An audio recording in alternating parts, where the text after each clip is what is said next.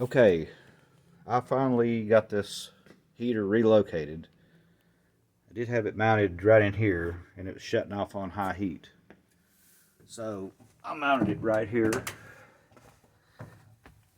I got a little bit too carried away with the reciprocating saw, so I had to make up fill it in a little bit.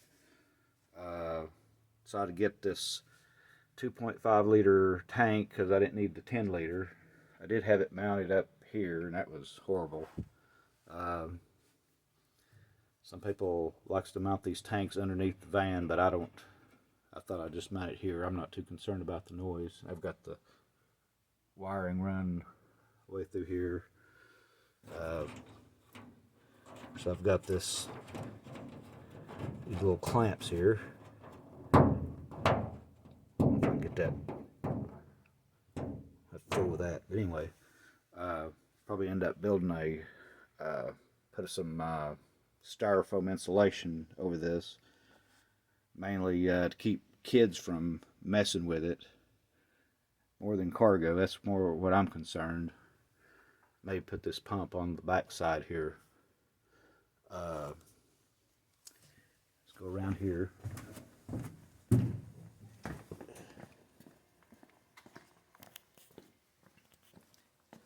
Here's the exhaust. I made this little bracket. The bracket that came with it was like twisted the wrong angle. It would have been coming out this way. I'll see if I can get a picture of underneath the van. I don't know if I can or not. Let's see. There's like I put some of this insulation wrap on it, and I'm using a 1-inch turbo silicone hose that bends into a 90. I don't know if you can see this or not. I don't want to get dirty. And then this is got this thing mounted closer to the cab, and then may get a longer hose. Ideally, what I'd like to do is mount this thing being a unibody construction. It's you just kind of have to put this thing where you can find it without it conflicting with anything. But I'd really like to put 2 vents between this gear shifter and run the ducting under the van if I can. So that may be something I'll do one of these days. And I've got these curtains here to try to keep some of the heat in. There's my little control box. And so I know this could have been, I could have had a little bit more on it. But so far, I ran it about 15 minutes. It seems like hasn't shut down on high heat. Of course, the last time it shut down it would either run 15 minutes. I seen it run 2.5 hours. I don't know if the temperature overload is effective. There's something else I had to do. I just had to run this where I could. I wanted to run it down here, but there's a cavity underneath here. So I basically had to just mount this thing where it wouldn't conflict with the frame or the unibody. And like I said, I'd like to make this a little bit longer to get it closer to the cab. Because the idea of this is to start this thing before I get off work in the morning. And this control box here, I've since ordered one that's got a keychain remote. So hopefully I can, when I get off work, before it's time to leave, I can click that thing outside the gate, or inside the gate, I guess you could say, and start it. And then when I get in it to go home, it should be toasty warm. That's the plan. But I don't know if I would, unless you just have a lot of time, I don't know if I would fool putting with one of these in, because I mean it took me a long time to install this. I mean, it wasn't really hard, it was just time consuming and just ate up a lot of my time. But hopefully it'll be well worth it. I want to show you something else there. I think these are better than, I bought these at Advance Auto. These is like these little clamps here. see that. It's got this little tool you can crimp it with.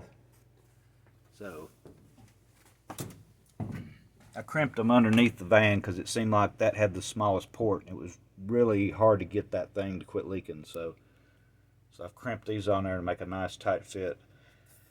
So I usually use polytubing. There's a little bit, the stuff goes through it a little bit easier.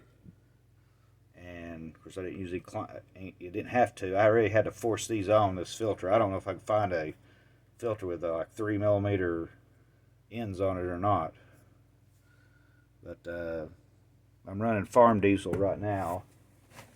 But I'm going to try to use this. This is dirty kerosene out of my parts washer. I filtered it through a one of these paint strainers. Here's something else that's really good. I would really invest in one of these. It's a Mr. Funnel, and what's good about it is it'll remove. It's got like a little green Teflon filter in it, and it removes any crap out of the fuel, and also it removes water. And I've been using these things for years, and I actually tested one time, mixed up a 75-25 mixture of water and gasoline. It removed every bit of it.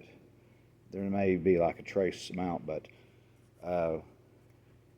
these things you can get these off Amazon, or you can get them about any parts store in the United States. O'Reilly's. They make bigger ones too, actually, but this one's ideal to fill that tank with. But yeah, I would get one of these. These are great. Okay, well, I guess that's about it. Hopefully if this thing works fine, I may end up putting one in the basement of my house to try to run it. I'd like to see if I could run it on just plain used motor oil and try to heat my house with it, or at least heat it up to where the heat pump doesn't have to run as hard. It'll keep the basement warm and then come up through the floors. But okay, well, I guess that's about it. I don't want to crank this thing up in my garage, but never mind the mess here. I've got this my trash van. So, all right, thanks for watching.